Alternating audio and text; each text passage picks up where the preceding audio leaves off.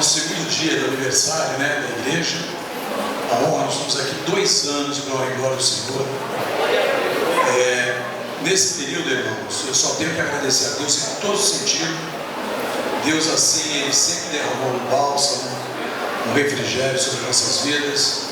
E eu tenho certeza, o próprio proprietário desse lugar, ele falou assim: vocês vão ficar muitos anos nesse lugar. E eu creio nisso em nome de Jesus. E um dia, quem sabe, Deus ele vai nos preparar para que possamos comprar esse lugar aqui em nome de Jesus. Quantos creem? Amém? Recebi já umas 2 palavras, irmãos, nós vamos comprar esse lugar. E eu creio em nome de Jesus. Amém? Vamos fazer uma faculdade aqui em cima, né? Para a honra e glória de Deus. Amém? Gostaria de chamar o pastor Milton. Pastores conhecem o pastor Milton também? O Senhor ao vivo e a cores, está sendo ao vivo aqui hoje, né, pastor? O pastor Milton é homem de Deus, amigo, irmão. É um pastor que é referência na minha vida, assim, quando ele fala sobre família, fala sobre o comportamento dele, sabe, honestidade, né? É uma pessoa que eu admiro muito, né? E eu tenho certeza que você vai conhecer um pouco dele nessa noite, em nome de Jesus, né, irmão? É uma pessoa assim, que a humildade dele é muito grande. E eu tenho ele como espelho na minha vida, irmão, como pastor. E uma boa parte dos pastores nós temos ele como uma referência, assim, como pai, amigo, irmão. Amém? E doido para ganhar do meu time, mas é difícil, né, pastor? Se direciona as tuas mãos para cá, para abençoar o nome. Senhor, na tua presença, me entrega a vida do pastor Nilton, do pastor Mauro, suas mãos, pastor dele, esposa, filhos, pai, ministério, pai. Nós sabemos que a luta é grande, mas nós sabemos que a vitória é maior ainda. Pai querido, eu entrego nessa noite, eu servo em tuas mãos, Senhor, que ele venha a ser esse canal de bênçãos que ele sempre foi nas nossas vidas. O Senhor venha usar cada dia mais de uma forma especial. É o que pedimos, Pai, nessa noite, em nome do teu Filho amado, Senhor Jesus. Amém e graças a ti.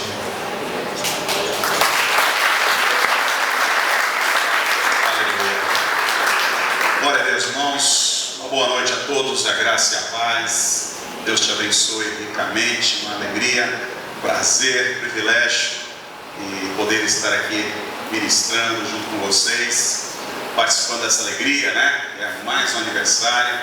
Tenho estado aí nas nossas igrejas aí, quase toda semana estou numa diferente, é só alegria, só contentamento, né? Igrejas pequenas, igrejas grandes, vim da Bahia, semana ministramos lá, quase a semana toda passada. Saímos de lá muito alegres, muito contentes também, porque a nossa igreja Deus tem abençoado. O ano passado, quando terminou a ministração, nós estávamos num salão pequeno, apertado, e uma noite anterior Deus me deu um sonho e eu contei na igreja lá. Eu falei: irmãos, eu estava aqui dormindo e eu tive um daqueles sonhos que é um pesadelo, é um sonho que parece que é a realidade, né? E de repente eu escutei um barulho dentro da igreja lá de Salvador, lá na Bahia, né, em Valença. Subi para cima do telhado, e quando eu subi lá estava cheio de demônio, né? Era demônio tudo que é lado, e aí eles vieram para cima de mim. Quando eu voltei, eu subi sozinho. Eu disse: cadê a igreja? Pensei que a igreja estava comigo, eu estava sozinho, né? E eu disse: pô, eu sou grandão, né? Mas com demônio, quando eu vi, tinha uns 80. Eu falei: meu Deus, eu vou apanhar aqui, né? E aí eu sei que quando eu levantei a mão, comecei a orar, começou a cair um para um lado, para o outro, e muito demônio caído, gente. E eu fiquei pensando: Deus, quem vai me ajudar aqui? Não dá para fazer nada sem ajuda, né?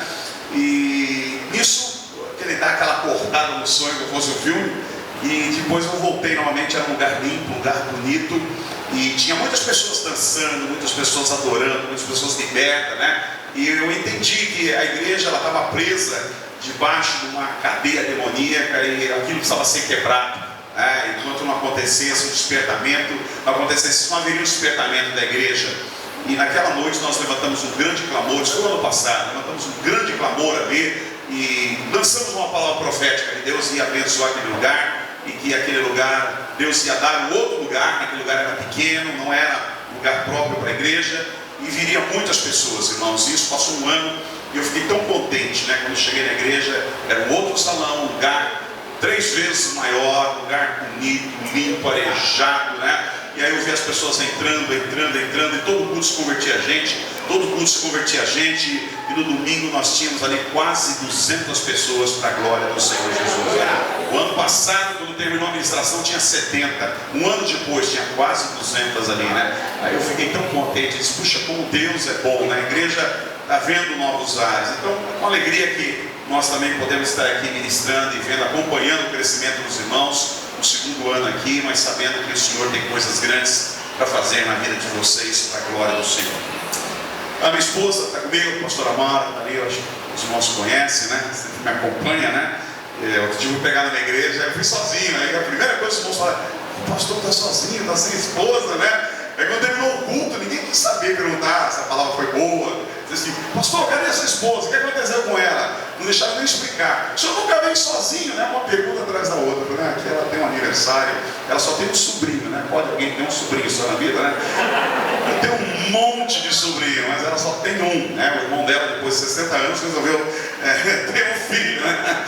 E aí ela fez um ano, a sobrinha dela, ela teve que ir na festa, não tinha como, me deixou sozinho, mas foi só dessa vez. Abra comigo, Palavra de Deus, João capítulo 2, do 1 ao 11.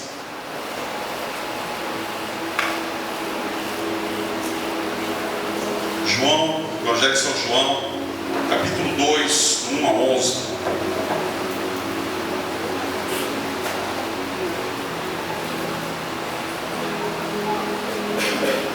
Aleluia. Gosto muito desse púlpito do pastor. Essa coisa grande assim, vem, põe o óculos do lado, água do outro, né? Me sentindo em casa aqui. Diz o texto: no terceiro dia houve um casamento em Caná da Galileia. Mas Jesus estava ali, e seus discípulos também haviam sido convidados para o casamento. Tendo acabado o vinho, a mãe de Jesus lhe disse: eles não têm mais vinho. Respondeu Jesus: que temos nós em comum, mulher? A minha hora ainda não chegou. Sua mãe disse aos serviçais: façam tudo o que ele mandar. Ali perto havia 6 potes de pedra, do tipo usados pelos judeus para as purificações cerimoniais. Em cada pote cabiam entre 80 e 120 litros. Disse Jesus aos serviçais: encham os potes com água, e os encheram até a borda. Então lhe disse: agora leve um pouco ao encarregado da festa. E eles assim fizeram. E o encarregado da festa provou a água que fora transformada em vinho, sem saber de onde este viera, embora soubessem os serviçais que haviam tirado a água. Então chamou o noivo e disse: todos servem primeiro o melhor vinho, e depois que os convidados já beberam bastante, o vinho inferior é servido. Mas você guardou o melhor até agora. Este sinal milagroso em Caná da Galileia foi o primeiro que Jesus realizou. Revelou assim a sua glória aos seus discípulos que creram nele. Aleluia. Queridos, parece que esse é um texto e nem sempre você escuta as pessoas pregarem, a gente não prega muito sobre esse texto, né? E eu fiquei pensando, por que você prega muito sobre esse texto?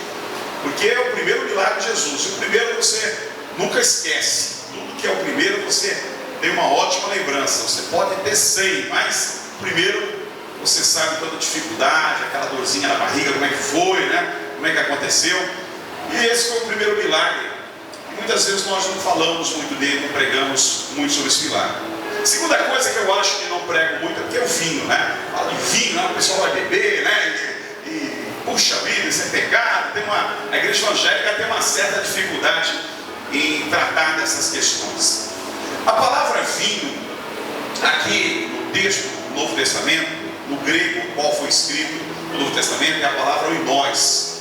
Oinós, ela dá a ideia de vinho para nós. E ela tem 2 tipos de vinho, 2 tipos de colocações que serviriam esse vinho. O vinho poderia ser um vinho fermentado, alcoólico, como nós encontramos aí nas prateleiras do mercado, ou até mesmo, né, como é feito no nosso país e em outros. Mas também tinha o vinho que não era fermentado, era aquele vinho que não era alcoólico, mas um vinho doce, um suco de uva potencializado, né? Muito forte. Já tive a oportunidade de tomar isso aqui. Quando você toma, chega a queima as narinas aqui, de tão forte que é, de tão doce que é, de tão concentrado que é. E esse vinho era feito exatamente quando no lagar eram prensadas as uvas, corria aquele primeiro suco bem forte, eles colocavam tonéis de carvalhos e afundavam em barris de água e deixavam ali, principalmente no inverno, os 40 dias de inverno, aqueles tonéis ficavam submersos naquela água super gelada, e com aquilo então acabava a fermentação, e quando tiravam o vinho era doce. Eu quero crer que esse era o vinho que era usado por Jesus, era o vinho que Jesus transformou a água em vinho. Agora, algumas coisas nós queremos também destacar aqui. O vinho é sinônimo de alegria. O povo judeu não tinha festa que o vinho não era servido. Não tinha festa que o vinho não era celebrado. Não havia como fazer um casamento. E o casamento também não era um casamento como nós temos hoje, de 2 horas, 3 horas. O casamento eram dias. Diz o texto aqui que no terceiro dia, dá para entender que o casamento tinha muitos dias, e este foi o terceiro dia que Jesus fez. Foi justamente no terceiro dia acabou o vinho. E aí então eu queria chegar dentro da mensagem. O que nós podemos aprender com esse texto que nós vemos aqui nessa noite? Primeira coisa que nós podemos aprender: o vinho, ele só acaba quando nós cometemos um erro. O vinho só acaba quando se comete um erro. Ora, repare que o erro aqui é do dono da festa. Ele devia de prever que a festa seriam 3 dias, 5 dias, 7 dias.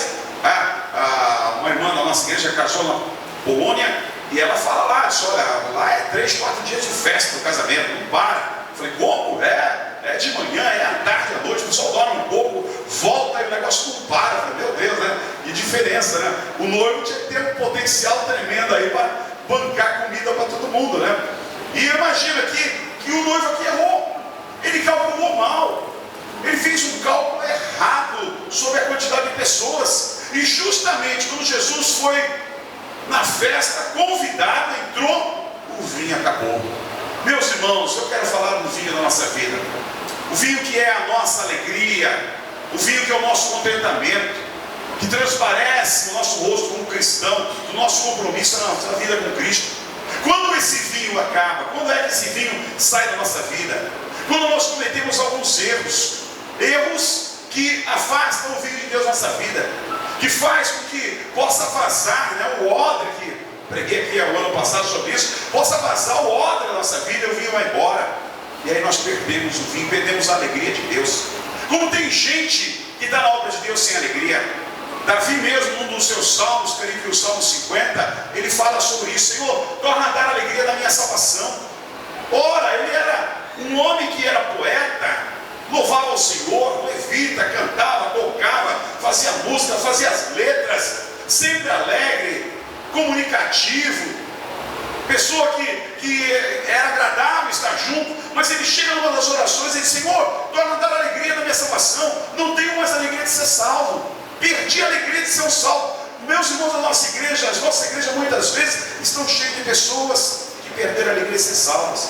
Estão apenas na religião, apenas vivendo a religião. Não, eu sou evangélico, né? Eu vou na igreja domingo, mas falta alegria de estar aqui, falta alegria de festejar, falta alegria de celebrar, falta alegria de pregar, falta alegria de falar de Jesus. As pessoas estão tão carentes, estão tão necessitadas. Eu estava outro dia, precisei fazer um acerto no ISS de uma das prefeituras, e eu estava ali aguardando, esperando, a moça me atendeu. E aí então estava fazendo as contas, não sei o que alguém viu: ô pastor, você está aí, veio mais um, veio dois. Daqui a pouco tinha uma reunião ali, crente ali, né? Tudo abraçando, a moça ficou só olhando, né? Não terminou, ela disse assim: você é dessa igreja da Peniel François? Eu falei: quem era? Bem quietinho, né? Sou, eu frequento lá também, né? Puxa, eu fui uma delas, como é bom. E aí eu comecei a falar para ela de Jesus. Ela falou assim: eu estou apoiando a minha família, meu casamento. Eu comecei a falar, irmãos, um minuto eu comecei a falar. Aquela moça que estava me atendendo, trabalhando, começou a chorar.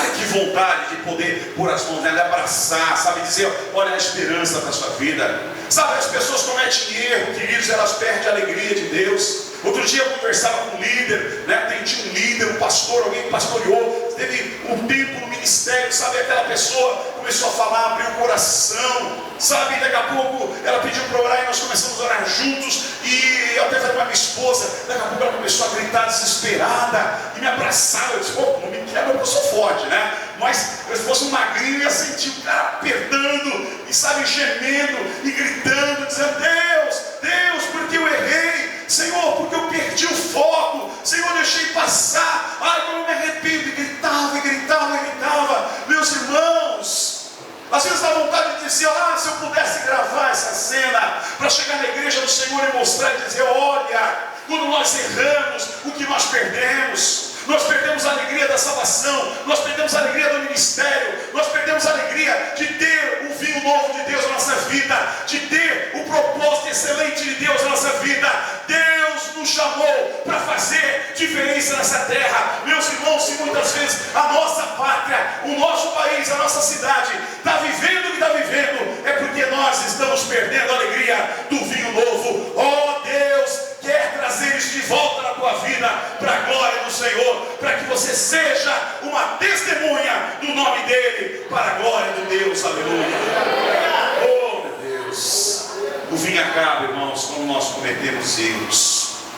Então nós precisamos sempre olhar para o nosso coração e tratar disso. John Wesley, quando começou o seu movimento, ele tinha uma coisa muito interessante. Whitefield tinha um movimento muito maior que ele. Whitefield foi um evangelista na Inglaterra nos anos 1700 que avivou a Inglaterra e contagiou também o ministério de John Wesley. John Wesley era um cara desanimado, era um crente de igreja, um líder fraco, não cria muito no avivamento. Ele foi incentivado e motivado pelo movimento de Whitefield e também dos moravianos. Mas quando ele começou e viu o fogo de Deus, viu o que está acontecendo, ele fez uma coisa diferente. Whitefield fazia uma reunião como essa, juntava milhares de pessoas e depois ia embora para casa. John Wesley não. Ele convidava vocês para uma reunião durante a semana. Ele organizou classes, que são as nossas células, para as pessoas se conhecerem.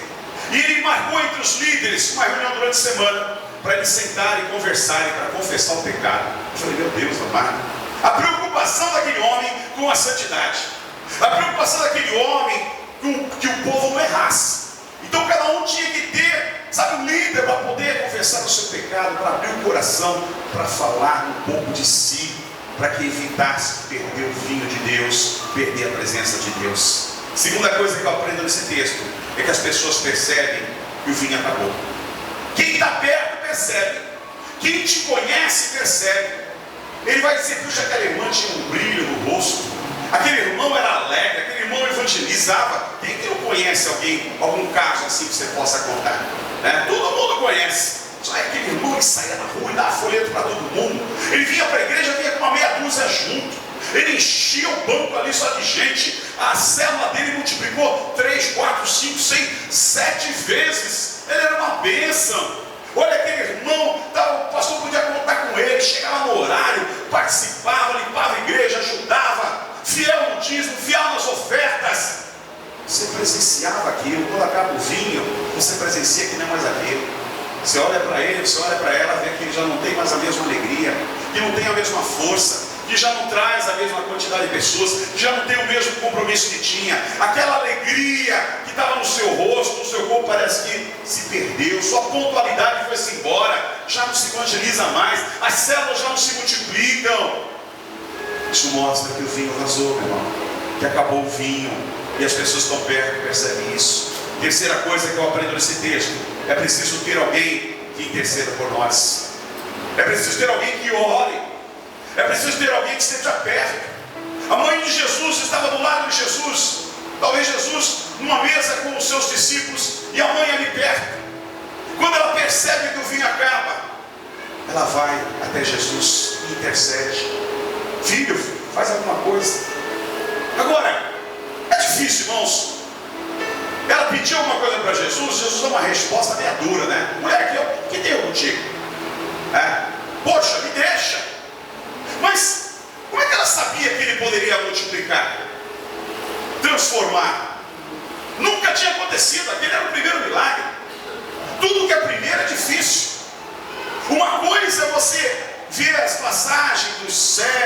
surdos, dos paralíticos, que clamavam e pediam a cura, porque já sabiam o que Jesus fazia. E outra coisa é pedir para ele fazer alguma coisa quando ele era um carpinteiro e nunca tinha feito nada a não ser trabalhar em madeira. E a mãe vai lá e intercede, vai lá e pede: filho, acabou o vinho. Jesus talvez dê uma palavra meia dura para ela: só mulher, o que nós vamos fazer? E aí, eu sou convidado, é o terceiro dia, eu fui convidado, isso é para do noivo, não é problema meu. Sabe, eu queria fazer um parênteses aqui, queridos, que às vezes você está intercedendo, você está orando, está pedindo a Deus uma manifestação e Deus está em silêncio. Deus não responde. Eu estou pedindo alguma coisa ao Senhor e Ele não me responde, Ele está em silêncio. Talvez Ele foi até meio mal educado, parece que depois que eu pedi, parece que piorou. Às vezes o Senhor faz isso, irmãos. Ele quer ver a tua atitude. Ele quer ver se você se comporta como a mãe de Jesus, que foi sentar e ficou quietinha no canto dela, ou se você vai murmurar, ou se você vai se rebelar. Porque são duas ações que nós encontramos dentro da igreja: aqueles que se calam, que ficam quietos e esperam a ação de Deus, e aqueles que murmuram, aqueles que se rebelam, aqueles que falam, que esperneiam: se então eu vou deixar Deus, então não valeu a pena servir, então eu não vou deixar as células, eu vou deixar a igreja, eu não faço mais nada. Uma criança, mimada muitas vezes, alguns agem dessa maneira. Qual é a tua atitude, queridos? Aquela mulher foi interceder por uma situação. Sabe como nós precisamos aprender a interceder pelas pessoas?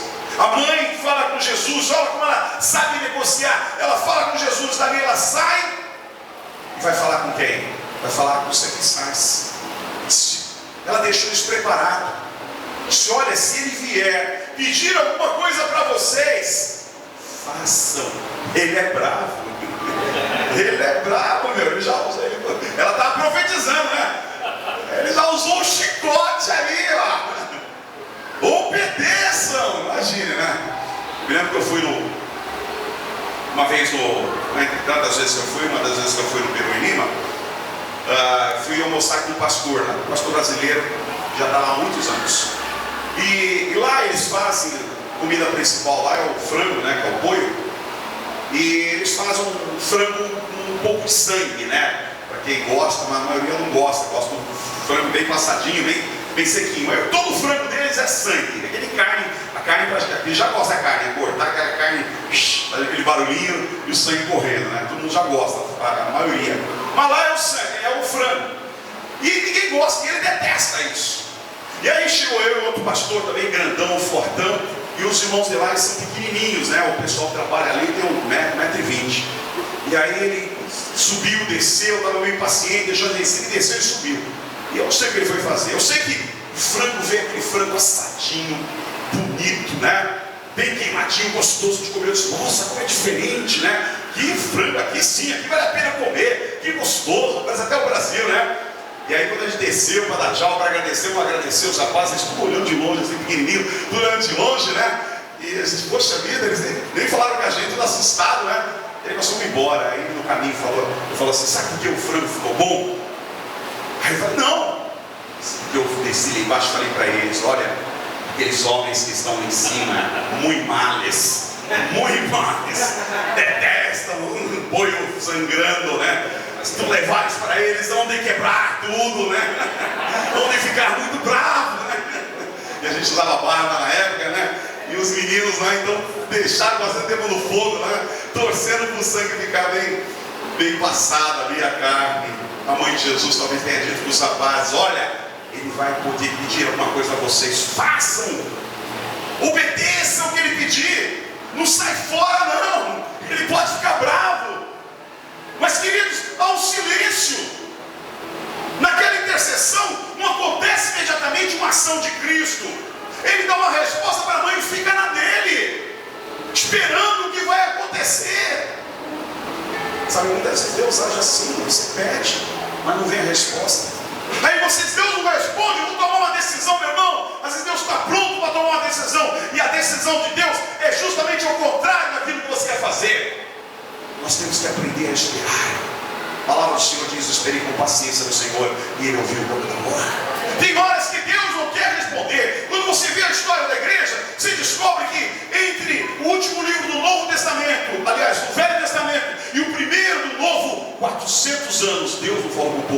pensando: 400 anos Deus não falou com ninguém. 5 gerações. Você consegue imaginar? 5 gerações que Deus não fala com ninguém? Quantos aqui já sentiram ou ouviram Deus falar com você de alguma maneira? Levante as mãos. Todo mundo, né? Agora imagine, 5 gerações se passou sobre a face da terra que não ouviram a voz de Deus de forma alguma. Deus sabe o que ele faz, não perdeu a sua força, não perdeu o seu poder. Ele está na direção, ele sabe o que ele está fazendo. A mãe intercede, orienta os rapazes, mas Jesus não se manifesta, fica na dele. Mas a oração está feita, o pedido está feito, a intercessão está feita. Nós precisamos ter intercessores, precisamos ter pessoas que estão sobre nós. Nós usamos aqui na Penhal o termo guarda-chuva. Alguém está te cobrindo, alguém está te protegendo, alguém está orando por você, alguém está te cobrando. Como falei de John Wesley agora, que ele queria que as pessoas não só se convertessem, não só estivessem na igreja, mas que elas tivessem um guarda-chuva, elas tivessem um compromisso, alguém que orasse por elas, alguém que cobrasse elas. A mãe de John Wesley teve 17 filhos. Repita comigo: 17 filhos. Quem quer ter 17 filhos aqui? Ninguém, né? Ninguém. Ela, uma vez por semana, ela tinha 1 hora com cada filho. Ela não tinha tempo para cuidar dos 17, mas uma vez por semana ela sentava com cada filho e tinha 1 hora. Nessa 1 hora ela perguntava tudo. Você está lendo a Bíblia? Você está orando? Você fez a lição de casa? Como é que suas notas agora na escola? Você está gostando de alguma menina? Você está gostando de algum rapaz? Você está vendo algum filme pornográfico? Você está acessando algum filme pornográfico? Algum site pornográfico? Lógico que não tinha aquilo naquele tempo, mas se tivesse hoje ela perguntava mais. 1 hora para trazer o quê? Os filhos à obediência, trazer os filhos a uma comunhão familiar, irmãos. E dali nasceram homens de Deus, mulheres de Deus, como John Wesley, Charles Wesley e assim por diante. Fruto de uma mãe que tinha tempo, que cuidava, que era o guarda-chuva dos filhos. Nós precisamos, queridos, cuidar da nossa família. Precisamos cuidar dos nossos filhos espirituais, cuidar das pessoas que entram, que são novas na igreja. Precisam de cuidado, precisam de oração, precisam ser confrontadas no amor de Deus, para que elas andem no caminho do Senhor. Quarta coisa que eu aprendo nesse texto: o fim acaba quando mais necessitamos. Quando estava no auge da festa, terceiro dia, a música tocando lá, né? Os noivos dançando, as autoridades chegando, o negócio estava pegando fogo lá na festa. Aquele zum zum. Você já foi a alguma festa que acabou o salgadinho? Você já viu como é que é? Fica todo mundo ali, aquela turma lá, e de repente o salgadinho começa a diminuir, aí o povo já começa a ir para frente da cozinha, né? Quando o garçom vem, já todo mundo quer pegar o pratinho, mas tem 3 pratinhos para 100 mesas. Aí mesmo o pastor sempre vai uma, né? Depois você vai em festa, os irmãos falam assim: pastor, posso sentar perto de você? Eu falo assim: senta, porque senta aí, fica aí. Aí no meio da festa, ele sabe que eu sentei perto do senhor? Eu falei: não, porque é certo que vai vir um pratinho salgadinho aqui. Sabe, irmãos, quando o pessoal percebe, né, que o refrigerante está pouco, que o salgadinho dá para todo mundo, já fica tudo esperto. Na festa começou aquele sussurro: olha, eu acho que o vinho acabou, olha, não tem mais. E agora? O que vai fazer? O noivo está lá, não quer conversa, está lá com a noiva, não quer nem saber disso. O vinho acaba quando mais nós necessitamos. Sabe, às vezes você está fazendo alguma coisa e você vê aquele vinho ir embora. Você diz: como eu precisava de Deus agora, como eu precisava da alegria. Sabe aquela alegria que se perdeu, aquela alegria da igreja, aquela alegria do povo. Como eu precisava. Ele acaba, irmãos, justamente no momento que nós precisamos aprender a vigiar. Jesus diz em Mateus 26:41: vigia e ore, para que não caia em tentação. O espírito está pronto, mas a carne é fraca. Nós falamos muito sobre oração, muito mesmo, mas falamos muito pouco sobre vigiar. E eu vou dizer que nos dias de hoje nós precisamos orar, mas nós precisamos vigiar muito. Talvez Jesus tenha falado essa palavra mais para o nosso tempo de qualquer outro tempo que se tenha vivido no Evangelho. Hoje a questão é vigiar mais do que nunca, porque nós não sabemos quem está do nosso lado, nós não sabemos quem está na nossa casa, nós não sabemos quem está na igreja, nós não sabemos quem está no nosso trabalho, nós não sabemos as coisas que acontecem, irmãos. Nós precisamos vigiar mais do que nunca. Há uma necessidade profunda da igreja orar.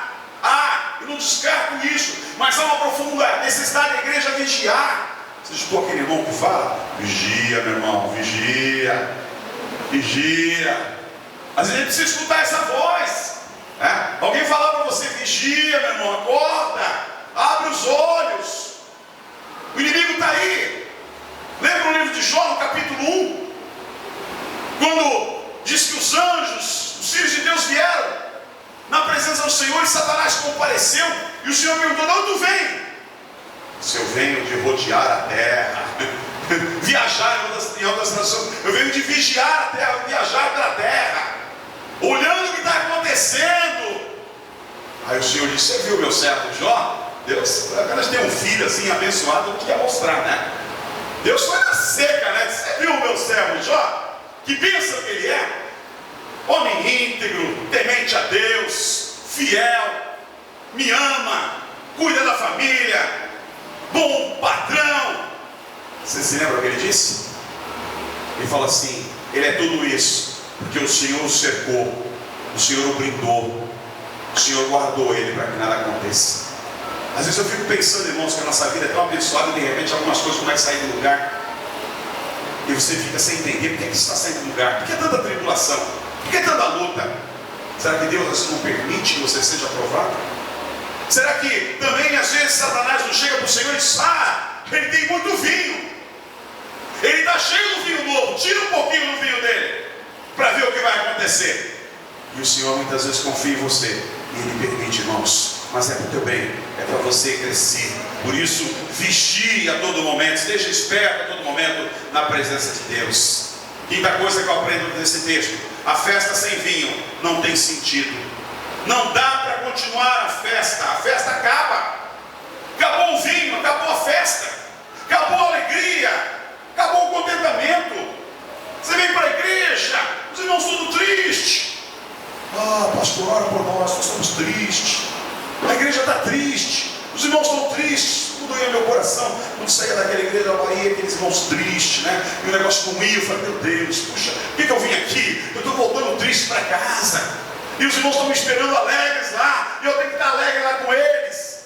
Sabe como é gostoso você ter o vinho de Deus novo e o povo está alegre, e na igreja um abraçando o outro, um orando pelo outro, um chorando com o outro, um profetizando na vida do outro, um crendo que Deus vai fazer coisas grandes. Olha, nós precisamos do vinho novo, nós precisamos da alegria de Deus na nossa vida constantemente. Não podemos perder esta alegria do Senhor na nossa vida. A alegria do Senhor é a nossa força. Aleluia! Meu irmão, da festa está sem vinho, não tem sentido continuar. Se há um lugar que precisa ter alegria, é a igreja do Senhor. Fui num lugar com a família passear, era um lugar preparado para alegria. Minha filha fez 15 anos, me preparei durante anos, levei ela na Disney. Os irmãos que um dia tiverem oportunidade, se preparem, não é nada de uma hora para outra, mas vale a pena conhecer aquele lugar. É um lugar, uma cidade preparada para alegria. Tudo é alegria. Se planeja aquilo para alegria. Eu fiquei pensando, a igreja do Senhor tinha que olhar isso aqui, tinha que entender isso aqui. O impacto da alegria que tem naquela cidade é muito grande. É música, é dança, né? Essas personagens que a gente vê na televisão, o Mickey, né? E outros lá, que tem lá, que eu não sei nem falar o nome direito, que já não assiste televisão faz tempo, né? Tudo lá, tudo dançando, tudo cantando. E é o dia todo aquilo ali. Para terminar, eles passam uma parada à noite, 10 horas da noite, tudo dançando, tudo dando tchau. É um dia todo de alegria. O homem que planejou aquilo, eles vão fazer uma cidade para que traga alegria para o povo. Sabe, irmãos, isso é coisa do homem, mas a alegria do Senhor é muito mais do que isso. A igreja do Senhor, ela tem que ter um vinho novo constantemente. Ela tem que ser uma igreja alegre constantemente. O pecador entrar aqui triste, sabe, derrotado, acabado, com a sua família falida, sabe, com as suas finanças destruídas, sabe, ele precisa ter uma palavra de Deus, que aquela palavra traga esperança, e a igreja precisa fazer isso. A igreja precisa abraçar, precisa orar, precisa trazer uma palavra de esperança, uma palavra de alegria. Isso é o vinho novo de Deus na vida da igreja.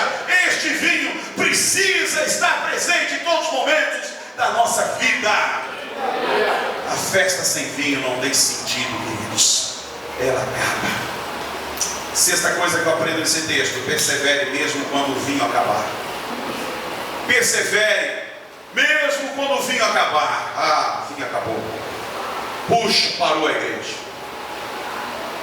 Tive a oportunidade de visitar igrejas que foram avivamentos, principalmente na Inglaterra, no país de Gales, irmãos. Que tristeza, que tristeza. As igrejas fechadas são galpões que o governo usa para guardar bagagem. Uma senhorinha estava lá e ela era criança na época, e ela falou assim: olha, essas igrejas eram cheias. Todas elas têm os templos, não são tão grandes, mas as galerias, muitas galerias, isso aqui era tomada, essas galerias cheias de pessoas. E agora você vê aqueles lugares fechados, queridos, só caixas ali, só mercadorias. E diz que muitos mais fecharam. Eu preguei essa mensagem em outro lugar, e o irmão vivia lá, falou assim: fala para o pastor que muito mais igrejas fecharam desde o dia que ele foi lá para cá. Não tem ideia quantas já fecharam. São muitas. Sabe, irmãos, a alegria de Deus secou. A alegria do vinho novo foi embora. Alguém errou e alguém não consertou. Não perseveraram. Pararam no tempo. Deus nos ensina sobre a perseverança. Sabe, mesmo se não tiver vinho, Deus vai estar ali. É preciso crer. Jesus colocou a parábola do juiz iníquo e da viúva. Essa parábola fala muito comigo. Sabe, ele mostrou ali um juiz que dizia: eu não temo a Deus, não temo homem algum na face da terra, sou Deus. E mostrou uma viúva que era uma pessoa simples, que todo dia ia pedir para ele: julga a minha causa. Eu fico imaginando aquele escritório, o juiz na sala lá, na sala secretária, e ela chegava com aquela bengalinha ali, toda com calma, tremendo e querendo saber: o senhor juiz, a excelência, julgou a minha causa? E a secretária falou: não julgou. Mas a secretária estava lá dentro e falou assim: aquela senhorinha está aí novamente. E ele: novamente? Não vou atender, não vou atender. Sabe, mas depois de tantas vezes, ele pensou e disse: por quê? Eu não temo Deus, não temo homem, mas essa mulher não sai do meu pé. Dá a causa dela, deixa eu olhar o que é. Ah, é fácil, está aqui, está julgado. Ela vem aqui, diga que está resolvido. Sabe, irmãos, isso é perseverança. Uma vez, uma das nossas igrejas, ela teve um problema, e um dos prefeitos de uma das cidades embargou a nossa obra. E aí eu disse: meu Deus, o que nós vamos fazer? Aí eu liguei, marquei o horário, fui lá, conversei com o prefeito, ele colocou o lado dele, coloquei o meu. Ele disse: nós vamos resolver isso, fica tranquilo que eu dou notícias. E aí passou a primeira semana nada, a segunda semana nada, terceira semana nada. Falei: meu homem esqueceu. Aí eu liguei para ele, já não me atendeu. Aí eu quis marcar um horário, ele já não marcou um horário. Aí eu tentei novamente, não tinha jeito. Aí eu peguei um vereador do partido dele, o vereador foi lá e falei: rapaz, ele não quer nem conversa. Aí peguei um deputado do partido dele, o deputado falou assim: não quer nem conversa, não quer falar sobre isso, não quer conversar, o homem está bravo. E eu falei: meu Deus, o que aconteceu? O que eu faço? Eu orando, pedindo sabedoria a Deus. E aí eu vi essa palavra aqui: seja como a viúva do juiz iníquo. E eu descobri que aquele homem, segunda-feira, 8 horas da manhã, ele atendia por 1 hora algumas pessoas numa sala aberta. E eu aí, toda segunda-feira, eu ia lá e sentava lá atrás. E aí quando ele me viu, ele se assustou. Ele: pastor, está aí, né? Aí quando ele saiu assim: ó, pastor, tudo bem? Eu estou vendo sua casa, eu vou resolver essa semana. Eu falei: tá bom. Não falei mais nada. Segunda-feira eu estava lá novamente. E ele me viu novamente na segunda-feira. E ele passou por mim meio sem graça: eu esqueci, mas eu vou resolver, pastor, eu vou resolver. E na terceira segunda-feira eu estava lá novamente olhando para ele. Não fui abrir, não dei uma palavra, irmãos. E a quarta e a quinta, chegou uma hora que ele passou por mim e falou: pastor, entra na minha sala, vamos resolver isso, eu não aguento mais ver o senhor aqui, né? Eu falei: então vamos, né? No final resolvemos. Ele: vamos tirar uma foto, tomamos um cafezinho. Está resolvido lá para a glória do Senhor até hoje, irmãos. A palavra de Deus tem poder. Às vezes você precisa usar a palavra de Deus para perseverar. Persevere, o vinho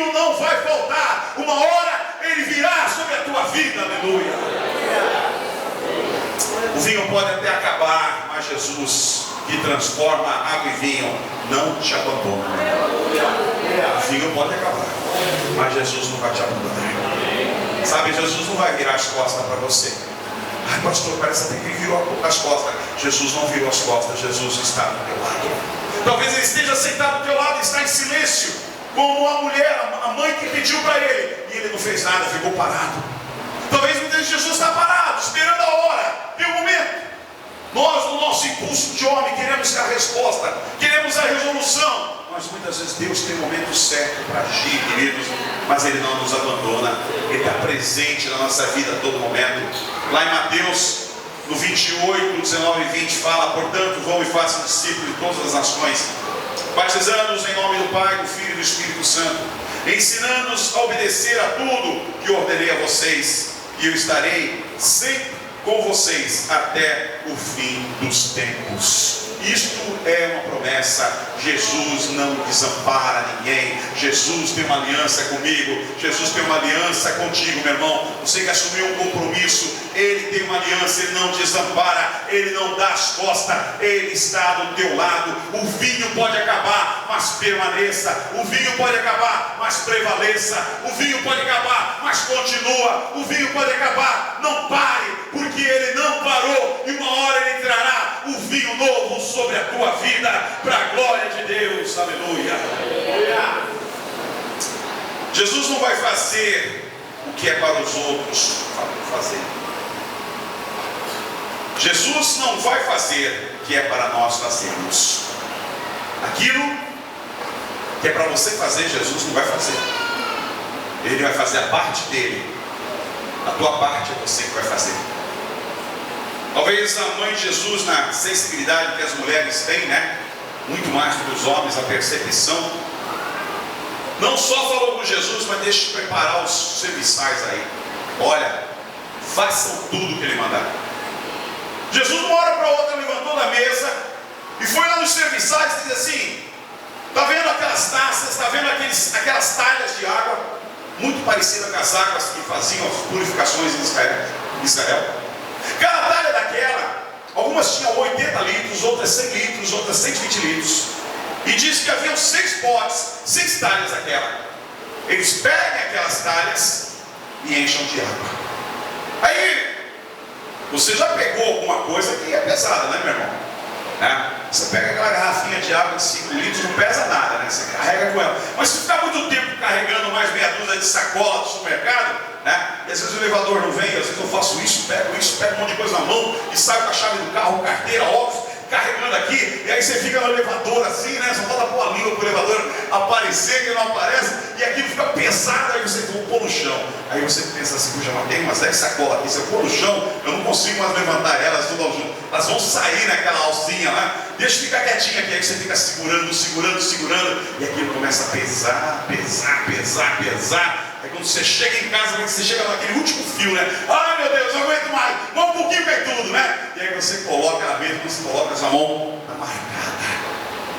Talvez aqueles homens pegaram aquelas talhas pesadas, 80 litros.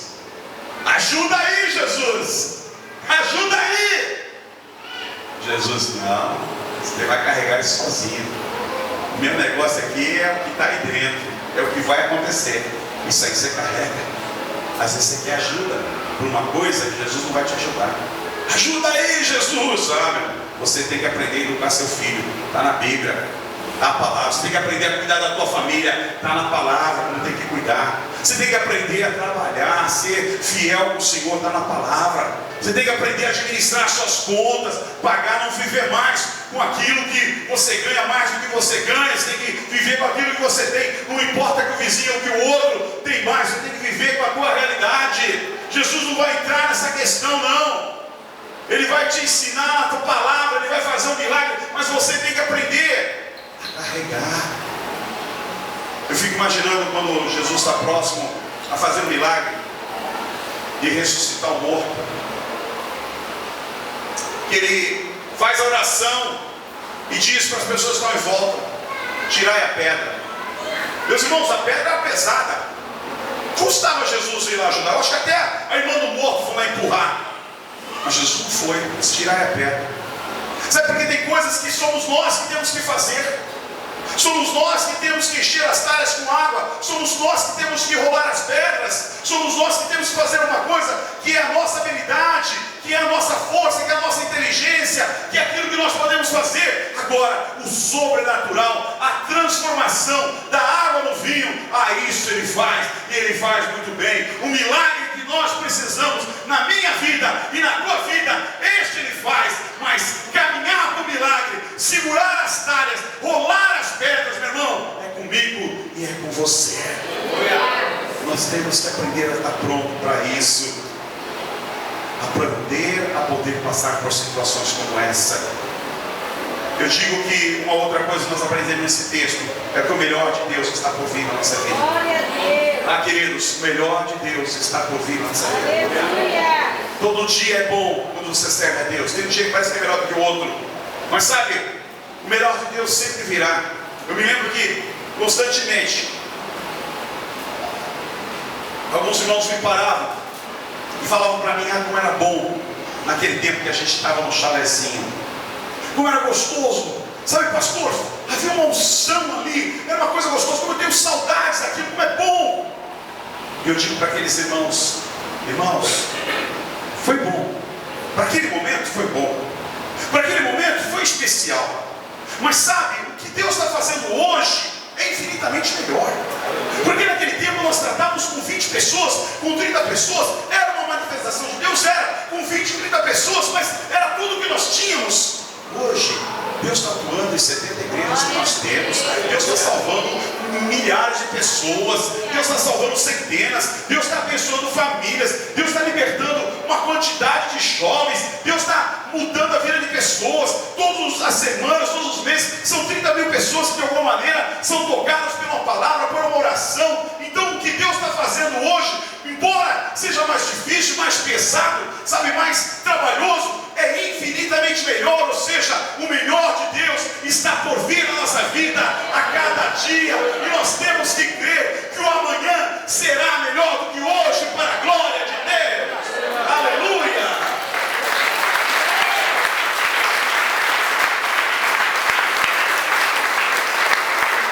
Pode estar difícil hoje? Pode. Você pode estar passando por luta? Pode, meu irmão, mas creia, o amanhã de Deus é melhor na tua vida. A eternidade é infinitamente melhor. Pastor, eu comprei a minha casa. Meu irmão, talvez você me compre. Deus já te dá graça, talvez você compre. Mas se você não comprar, eu quero dizer que lá no céu, Jesus já disse que Ele vai preparar uma casa para você. Aliás, Ele já preparou lá no céu. Você já tem uma casa para você morar. E lá não é como aqui, 30, 40, 50 anos. Lá é a eternidade, para a glória de Deus. Então você precisa crer que o que vem por aí é melhor. Que Deus tem melhor para os seus filhos. O fim acabou, acabou. As pessoas ficaram perturbadas, ficaram. Sabe, mas eles não tinham ideia que o melhor de Deus estava por vir ainda naquele dia, para a glória do Senhor. Sabe, se o vinho velho não acabasse, não haveria um milagre do vinho novo. Às vezes, se o vinho velho não acabar na tua vida, você não passar por dificuldades, ou passar por tristezas, às vezes não vai valorizar o grande milagre que Deus fez na sua vida. E às vezes a gente precisa valorizar isso. Sabe, hoje eu fui no aniversário, pessoa que a gente ama muito, mas todo mundo conhece, foi na ovelha dele o período também, mas uma pessoa que chegou na igreja arrebentada, sabe. Até hoje eu me lembro, aquela irmã, quando pedia oração e pedia para vender a casa dela, que ela precisava, com 2 crianças pequenininhas. E um dia ela me levou na casa dela para orar, disse: pastor, ora para vender. Chegou na minha casa, e aí ela começou a ir lá da ponta da praia, foi entrando naquelas coisas de mansões, e eu comecei a ficar mais assustado. Disse: meu, essa mulher aí acho que não está sendo muito séria comigo não. Meu Deus, já fiquei assustado, não levei ninguém junto, né? Aqui eu logo pensei que não deve ter nenhum barraco por aqui não, só tem casona, né? As ruas, aquelas mansões, mulher pedindo cesta básica, com 2 crianças pequenininhas, aí tem uma casa aqui, quer que venda. Eu fiquei meio surpreendido, vou ficar esperto, vou vigiar, né? Vigia, né? Vigia. Aí ela parou nessa rua, pastor, parou. Aí quando parou, em frente de uma casa de 3 andares, elas vão descer, pastor. Aí eu não desci, fiquei no carro. Pastor, vamos descer. é aqui. Eu falei, aqui? Aqui? Eu falei, não teve jeito, acho que foi tão descarado que ela olhou ao meu lado. Aqui? O senhor não acredita? Não acredita mesmo. Você vai ter que me provar que é aqui. A senhora tem as chaves aqui, quero contar um pouco da história. Aí abriu, casa imensa, móveis, tudo de primeira, elevador dentro da casa. Eu nunca vi um negócio aqui na minha vida, né? Elevador, piscina, bar, sauna, uma coisa de louco. Eu falei, eu não consigo acreditar que isso é seu, irmão. E ela contou a história aqui, eu vivi o maior inferno na minha vida. E aí o testemunho dela é longo, mas hoje eu tive no aniversário dos netos dele, irmãos, e eu vendo aquela multidão de pessoas, e ela falou assim, pastor, a metade do meu prédio está aqui, porque hoje eles moram num prédio bacana lá em São Vicente, ele é síndico, ele convidou metade do prédio, eles não sabem nada de Jesus, agora pega a palavra e prega para eles. E eu fiquei pensando, que alegria da pessoa que, sabe, que passou o inferno na vida, que viu Deus restituir a vida do marido, a vida dos filhos, né? Poder reunir a metade do prédio de gente bacana, né? Onde mora o prefeito São Vicente, lá naquele prédio, metade do prédio, disse, agora prega, fala para eles que eles precisam do amor de Deus. Sabe, o melhor de Deus ainda está por vir na tua vida. E você precisa crer nisso para a glória de Deus. Aleluia. Às vezes Ele permite sofrimento e luta, porque Ele tem o melhor lá na frente que você não está enxergando ainda. Tem um vinho novo, ainda tem a transformação. Deixa eu terminar aqui, irmãos. E o último ponto que eu queria deixar aqui: quando volta o vinho novo, tudo volta ao normal. Sabe, quando o vinho novo vem na nossa vida, na verdade não volta ao normal, melhora, porque é uma outra unção, uma outra graça de Deus, sabe? E eu creio que Deus tem uma experiência para você. Cada um tem a sua experiência, mas Deus tem uma experiência para você. Um dia na minha vida, eu deixei acabar o vinho, não. Confesso que eu deixei, sabe? Mas quando Deus renovou o vinho novo, eu disse, eu abracei aquilo e disse, eu nunca mais vou deixar faltar o vinho na minha vida. Às vezes eu estou desanimado, às vezes eu estou triste como você, porque eu sou homem, sou ser humano como você. Às vezes eu sou tentado como você também, sabe? Às vezes tem dificuldade, tem pressão, tem luta, mas eu me ajoelho e digo, Senhor, torna-me dar a alegria da salvação. Senhor, me enche da tua alegria. Eu não estou sentindo nada, eu não estou sentindo arrepio, sabe, Senhor, eu não estou sentindo nenhuma emoção. Senhor, eu não estou sentindo que eu estou cheio do poder, eu não estou sentindo que eu estou cheio do teu vinho, mas eu sei que o Senhor está do meu lado. Isto eu tenho certeza. E se o Senhor está do meu lado, para onde eu for, o Senhor irá comigo, e não haverá portas fechadas que o Senhor não possa operar. Irmão, quero profetizar isso na tua vida nesta noite, em nome de Jesus. Pode sentir dor, pode sentir desamparado, pode sentir falência, pode achar que está sozinho, mas creia, você não está. Clame, ande, pise, marche, porque na hora que você precisar, Ele se manifestará sobre a tua vida, para a glória de Deus. Aleluia.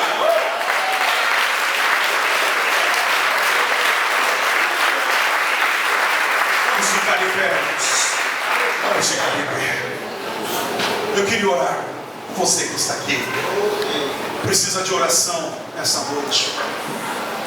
Sabe, finalizando esse texto, aqueles homens levaram aquelas talhas até o encarregado da festa. O encarregado bebeu, olhou para um, olhou para o outro e disse assim, meu Deus, o que está acontecendo aqui? Esse vinho é excelente. Onde estava esse vinho? Então ele fez a pergunta para os encarregados, para os serviçais: de onde vocês tiraram esse vinho? Um olhou para o outro. Eles não viram a transformação, eles só puseram água. Como Jesus mandou. Uma mãe diz, faz o que ele mandou. E Jesus falou, leve para o encarregado. Eles levaram a água para o encarregado. Eles não perceberam que havia uma transformação. Sabe, mas quando o homem provou, disse que, aonde vocês conseguiram esse vinho? Qual deles ia ter coragem de dizer, é da fonte ali, é da torneira? Ninguém tem coragem de dizer. Meu Deus, se eu falar que sou da torneira, ela me mata. Ele está vendo vinho aí. Sabe, irmãos, tem pessoas que vão olhar para a tua vida e você pensa assim, poxa, eu não tenho nada. Não, tem alguma coisa em você que é especial. Tem alguma coisa em você que faz diferença, que toca as vidas. E você precisa acreditar nisso. Porque durante muitos anos eu mesmo não acreditava. Eu morei numa casa, num lugar que eu aprendi, eu acho, todos os palavrões que existem na vida. Eu fui criado numa igreja, então eu não sabia muito palavrão. Vivi na rua um pouco, mas aqueles caras falavam tudo que era palavrão, era uma coisa horrível. E às vezes eu tinha vontade de pegar um tijolo e jogar lá de cima da casa deles, tanta raiva que eu ficava. Tinha 2 filhas pequenininhas. Mas eu me segurava e minha esposa lá, ora por eles. Eu punha as mãos e orava. Um dia, irmãos, estou chegando à igreja. Eu abri a porta do carro e ia saindo. A mulher disse assim: o senhor é pastor, não é? Eu falei: sou. O senhor poderia fazer uma oração na minha casa? Eu olhei assim e disse: mas tá cheio de demônio aí, né? Tem que ser a primeira coisa. Mas ao mesmo tempo, você está me convidando a fazer uma oração. Vou! Eu já entrei pisando. Sai, em nome de Jesus, sai de cá. Demônio de esquerda, direita, neném. Quem está na frente? Sai, limpa isso, Senhor. Aí eu pensei: caramba, eu vou entrar na sala dele. Aqueles caras só brigam, só falam palavrão. Meu Deus, que vai dar isso? Sabe, você não acredita muitas vezes naquilo que está em você, mas que é Deus que prepara. Por isso você tem que acreditar que quando você tiver a oportunidade, Deus vai se manifestar. Eu entrei naquela sala, irmãos, e aí se juntou o pai, o filho que brigava, o pai que bebia, a mãe, aquela família reunida ali. E ela disse: eu chamei o pastor, eu estou envergonhada, mas eu chamei o pastor para orar por vocês. E eu falei assim: vamos dar as mãos. E quando eu dei as mãos, irmãos, aquele homem caiu de joelho e começou a chorar. O filho começou a chorar. O filho começou a abraçar o pai e pedir perdão, e a mãe, um abraçando o outro e pedindo perdão. Começou a ver um mover de Deus ali, e aquela família entregou a vida para Jesus, para a glória do Senhor. Aleluia! Sabe, você não imagina que tem vinho novo na tua vida? Você deixa de fazer a obra. Sabe, eu tenho algumas falhas, sabe, eu tenho alguns erros. Meu irmão, Deus te constituiu, Deus te chamou, Deus te derramou o vinho na tua vida, Deus te trouxe para a obra dele. É para você fazer, é para você ir, porque quando você vai, você não vai sozinho, Deus vai contigo. Você não precisa esperar um arrepio, sabe, não precisa esperar alguma coisa acontecer. Vai, porque o Espírito Santo está contigo, e o vinho novo de Deus está contigo também. E na hora que você fizer a obra, você vai ver que não é você que está fazendo, é Deus que está fazendo aquilo. Eu queria orar nessa noite para aqueles que precisam de oração. Sabe, eu preciso de mais vinho na minha vida. Sabe, está vazio, eu errei, secou o vinho. Eu preciso desse vinho novo na minha vida. Eu preciso que Deus tenha misericórdia.